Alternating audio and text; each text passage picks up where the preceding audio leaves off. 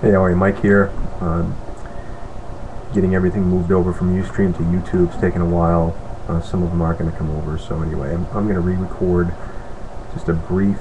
I'm going to keep this, hopefully, I'm going to try to keep it around 5 minutes, but one of the questions you hear a lot, we hear it through the website, we hear it from former clients and friends, is, what system is best? You hear all these different health programs. You've got everything from the 7-second abs all the way to 90 days of carrying a rock on your back up the side of a mountain. I mean, all of these different programs out there, which one is best?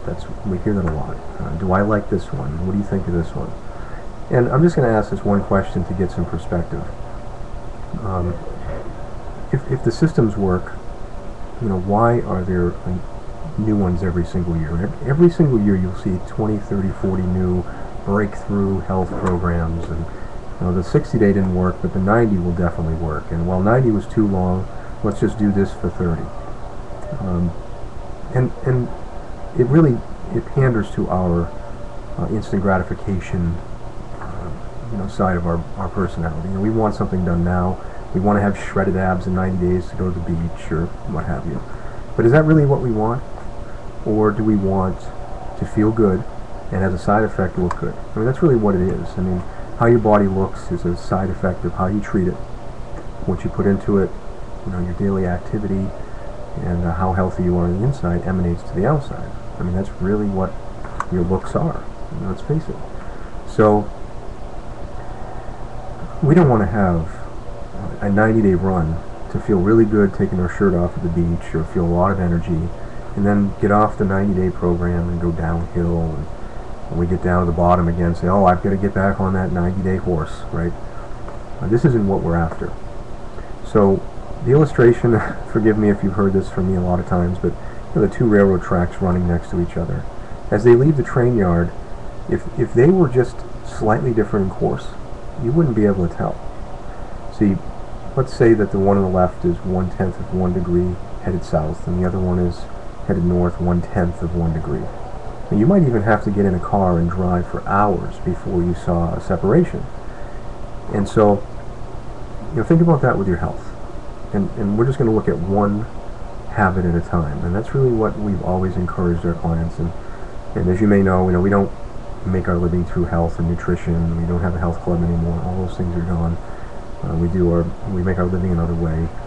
But sharing this information is something we're passionate about, because after 20 plus years of studying all these different programs, and there's more information out there now than ever before, it can get very, very frustrating, because you'll hear one opinion one day and another one the next day, and they seem to conflict.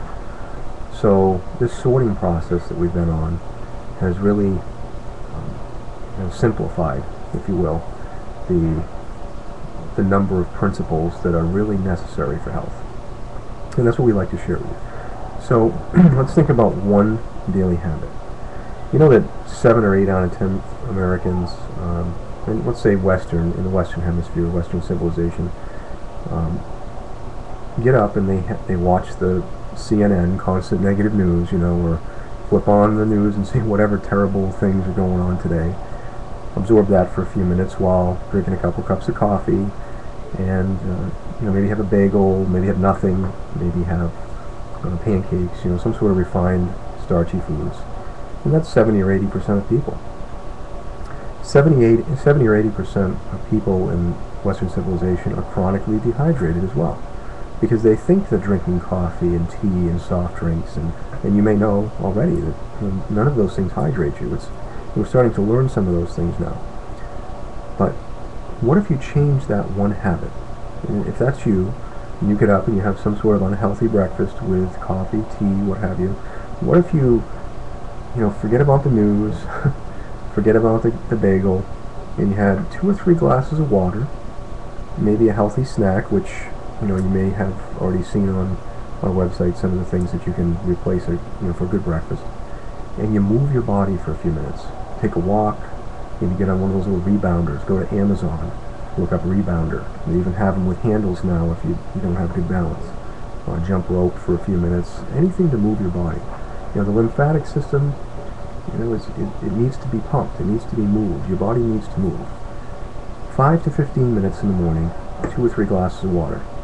I can promise you that one habit, and they say it takes about 3 weeks to really get a habit entrenched, right, to get it under your belt.